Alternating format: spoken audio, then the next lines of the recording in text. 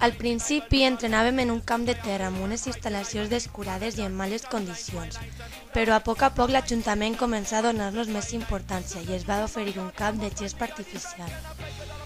Més tard es va promoure més el futbol femení a València i crearen una lliga autonòmica, en la qual participaven equips com el Villarreal, l'Eliana i d'altres molt bons.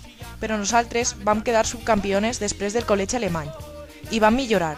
Els 4 anys següents quedaren primeres de totes les lligues. La meva història comença quan jo tenia 11 anys. Des de sempre he sigut molt creatiu i la música ha format part de mi, sobretot el hip-hop.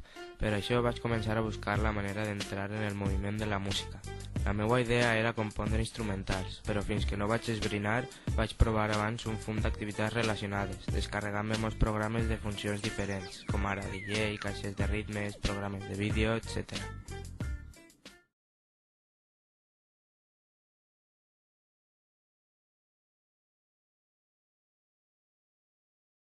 Per què diuen que sóc un pirata?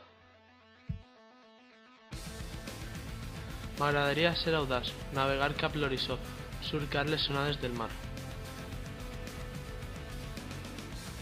Sentir el vent en mi, dominar els temporals.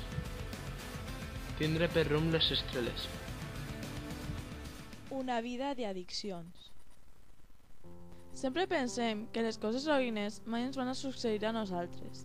Creiem, per exemple, que mai anem a caure en les addiccions i que si ens passara podrien acabar amb aquestes quan volguérem.